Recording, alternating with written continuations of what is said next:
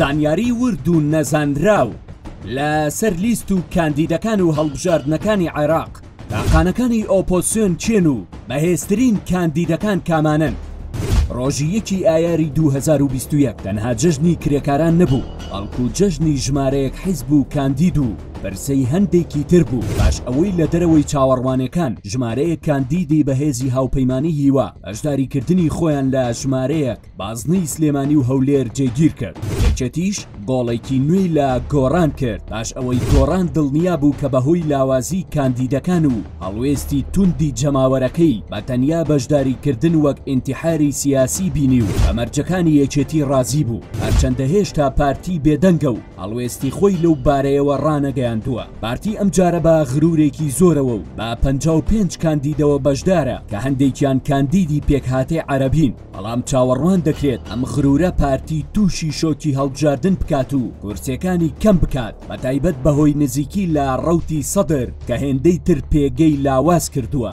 هەرچینەوەی نوێیە بەهۆی ترس لە شکستهێنان بە ناچاری پەنای بۆ خوشکی سەرۆکی حیزبەکە و کاسە دیارەکانی کەناڵی NRT بردووە و لیستەکەی زیاتر وەک لیستی NRT دەبینرێت، چونکە حیزبەکە هیچ سەرکردەیەکی ئەوتۆی دیاری نییە بۆ ڕکابەریکردنی کاندیدەکانی ئۆپۆزیسیۆن. هەر بۆیە سەرۆکینەوەی نوێ چەندین جار تەکلیفی لە یەکگرتو و کۆمەڵ و بەشێک لە هاوپەیمانی هیوا کردبوو کە لەگەڵیان بەشدار بێت، بەڵام ڕەتیان کردبەوە. ئەوە ژوای کرد پەنا بۆ کادرەکانی لە NRT ببات نەک سەرکردەکانی حیزبەکە.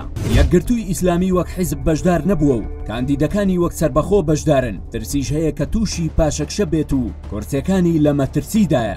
کۆمەڵی دادگەری بەهۆی هەڵوێستەکانی پێشووی وەک یەکێک لە هێزە دیارەکان دەبینرێت کە ڕکابەری بەهێز بکات، بەتایبەت لە پارێزگای هەڵەبجە. ئەوەی نوێ لەم هەڵبژاردنە تاقانەکانی ئۆپۆزیسیۆنە کە بریتین لە ژمارەیەک ئەندامی ئێستای هاوپەیمانی هیوا و بە بەهێزترین گروپ دادەنرێت لەو بازنانەی بەشداریان تێدا کردووە وەک ڕکابەری سیاسی و فکری دەسەڵات دەبینرێن. ئەوانیش ئەمانن: سەرکەوت شەمسەدین لە باشووری سلێمانی بازنەی 2، غالب محەممەد عەلی لە گەرمیان بازنەی 5، دکتۆر ڕێبوار کەریم مەحموود لە باکووری سلێمانی بازنەی 1، ئەحمەدی حاجی ڕەشید لە بازنەی 2 لە هەڵەبجە. هەرچەندە ئەحمەدی حاجی ڕەشید لەسەر لیستی کۆمەڵ خۆی کاندید کردووە، بەڵام لە ڕووی سیاسی و کارکردنەوە بەشێکە لەو گروپەی کە بەدەر لە بەرژەوەندی حیزبی و شەخسی ڕووبەڕووی دەسەڵات بوونەتەوە و لە ژێر زۆرترین هەڕەشەدان لەلایەن دەسەڵات و حیزبەکانی بەرهەیوانی دەسەڵات.